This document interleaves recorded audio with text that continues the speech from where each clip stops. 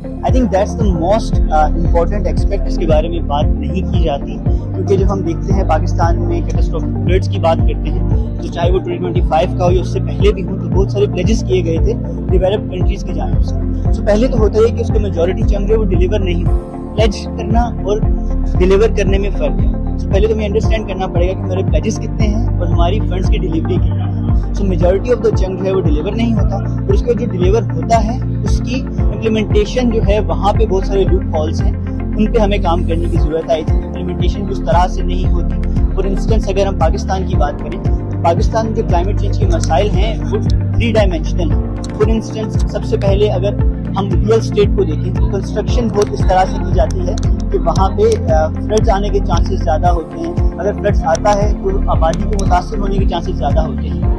उसके अलावा अगर हम दूसरी चीज़ देखें तो जो हमारा यूज़ है, जैसे प्लास्टिक यूज़ है, जो कंज्यूमर्स हैं, उनके एंड पे बहुत सारी नेग्लिजेंस है, वो क्लाइमेट चेंज को प्रॉब्लम कंसिडर ही नहीं करते। एंड थर्डली पॉलिसी लेवल की अगर हम बात करें तो गवर्नमेंट जिस तरह से क्लाइमेट चेंज को लेकर चल रही है, वहाँ पे बहुत ज़्यादा इंप्रूवमेंट करने की जरूरत है। बहुत से हॉटस्पॉट्स को आइडेंटिफाई करने की जरूरत है जब आप क्लाइमेट फंड्स की इम्प्लीमेंटेशन की बात करें। तो आई थिंक ये 3 डायमेंशनल चीज़ें हैं जहाँ पे हमें देखना पड़ेगा कि कहाँ पे ज़्यादा हमारे जो क्लाइमेट फंड्स हैं उनका लॉस हो रहा है, कहाँ पे जरूरत है और इन्वेस्ट नहीं किया जा रहा है, और कहाँ पे जरूरत नहीं है और वहाँ पे ज्यादा इन्वेस्ट किया जा रहा है। Well, I think Punjab has recently emerged out as a, I would say, leader or champion when it comes to climate change. बहुत सारे उनके वेंचर्स हैं जो कि क्लाइमेट चेंज से मुतालिक काम कर रहे हैं, चाहे वो लाहौर में स्मोक को केटर करना हो या इसी तरह से क्रॉस पंजाब और चीजें हों। उसके अलावा अगर हम केपीके की बात करें तो हम पिछले अगर 10 सालों में देखें तो वहाँ पे जैसे खान साहब के दौर में देखें तो बिलियन ट्री सुनामी आया था।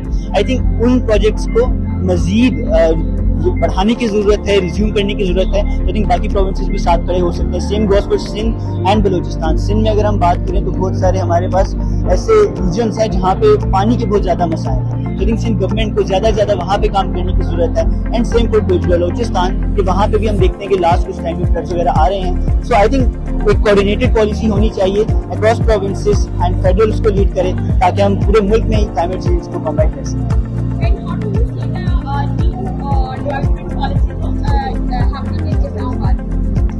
आई थिंक पॉलिसी से ज्यादा इम्प्लीमेंटेशन की जरूरत है। अगर हम पॉलिसी की बात करते हैं तो बहुत सारी पॉलिसीज बनाई जाती हैं, लेकिन जब हम इम्प्लीमेंटेशन की बात करते हैं तो हमें बहुत सारे ऐसे मेजर्स नजर आते हैं जिससे लगता है कि उन पॉलिसीज को इम्प्लीमेंट नहीं किया जा रहा, चाहे वो जंगलात को खत्म करना हो, डिफोरेस्टेशन हो या इसी तरह से कंस्ट्रक्शन हो। इस्लामाबाद में अगर हम देखें तो I think construction is one of the biggest issues जिस पे काम करने की जरूरत है, जिसको कंट्रोल करने की जरूरत है, और जो हमारे क्लाइमेट फ्रेंडली जोन्स हैं